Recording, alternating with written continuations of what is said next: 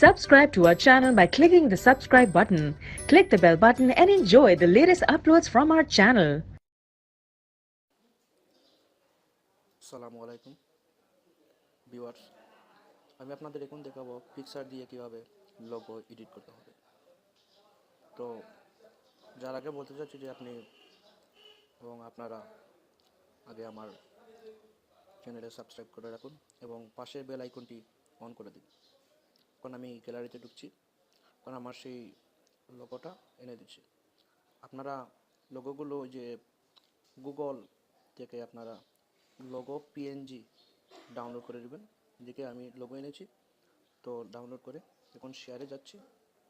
Share থেকে যে PicsArt একটা সফটওয়্যার আছে, এটা খুব ভালো মানের সফটওয়্যার। এটা দিয়ে ফটো বা লোগো যে কোনো জিনিস ভালো করে ভালো রেগুলেশন দিয়ে আপনারা এডিট করতে পারবেন। যে আমি পিকআর্টে ঢুকে গেলাম, তারপর মনে করেন যে লোডিং নিচ্ছে, যে আমি চলে গেলাম ড্রোতে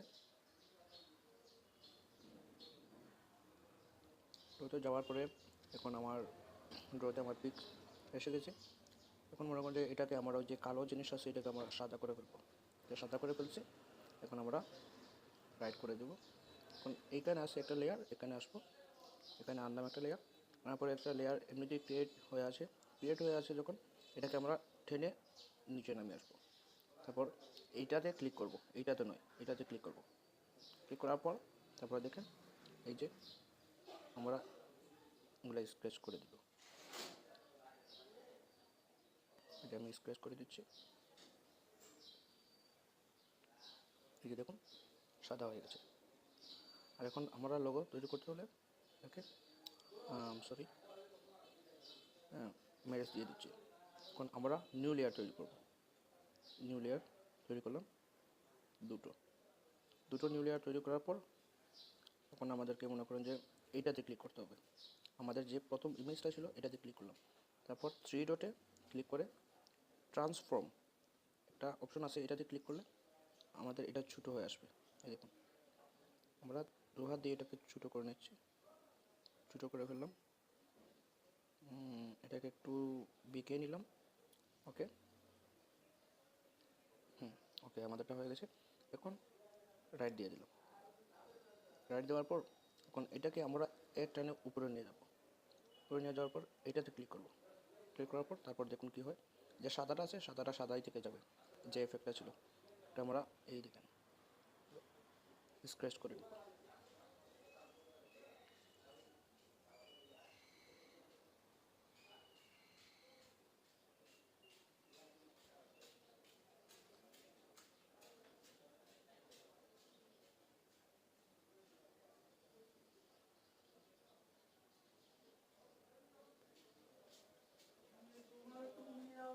দেখুন আমাদের লোগোটা কিছুটা অংশ হয়ে গেছে।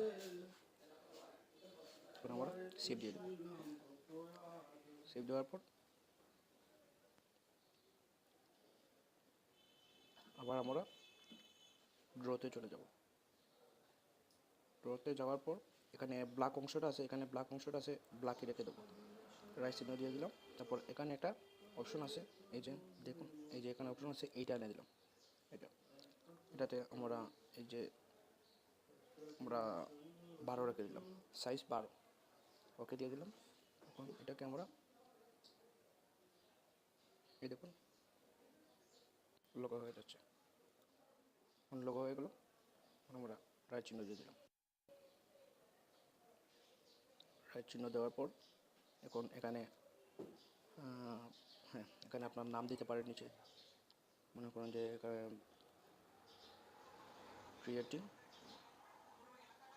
ফোকাস, এখানে ক্রিয়েটিং ফোকাস দিয়ে দিলাম। এখন আমরা রাইট চিহ্ন দিয়ে দিলাম। এখন এটাকে আমরা কালার করব, ব্ল্যাক দিয়ে দিলাম, কারণ যেহেতু এখানে সাদা ছিল তাই ব্ল্যাক দিয়ে দিছি। আর এটাকে আমরা স্টাইল করব লেখার অংশটুকুকে।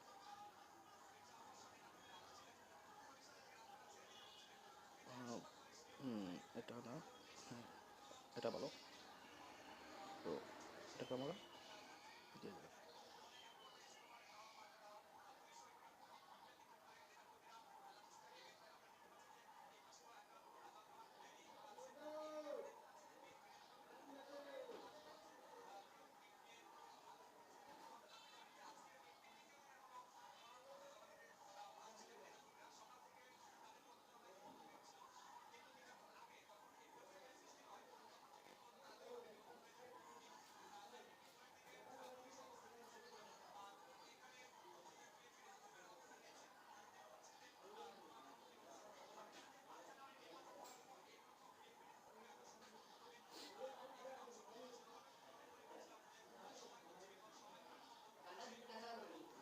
এই যে দেখুন, এখন আমার ক্রিয়েটিং ফোকাস হয়ে গেছে। আমরা রাইট চিহ্ন দিয়ে দিলাম। এখন আমার ইফেক্টে যেতে হবে। তো যাওয়ার পর আপনি যেরকম কালার করতে চান সেটাই মনে করো যে এখন এটা আছে ব্লু লাইট ভেন্টিলেটর ফোকাস।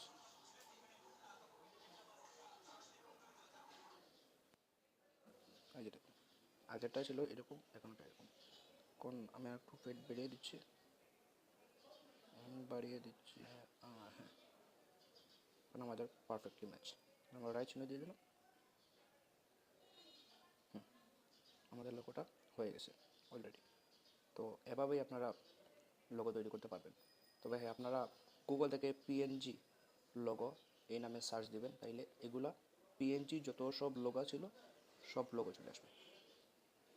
আর আপনি এইভাবে ঠিক এইরকমভাবে এডিট করতে পারবেন খুব সহজে।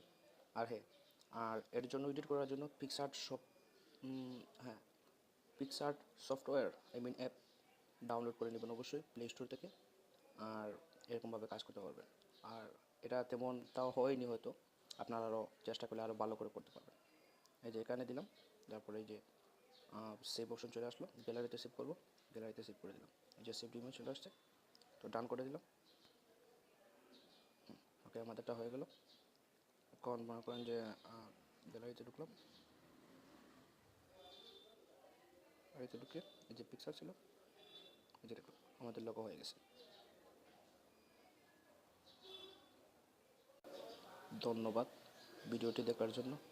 আর নেক্সট ভিডিও দেখতে হলে আমাদের সাথে সাবস্ক্রাইব করে থাকুন এবং পাশের বেল আইকনটি ক্লিক করতে ভুলবেন না।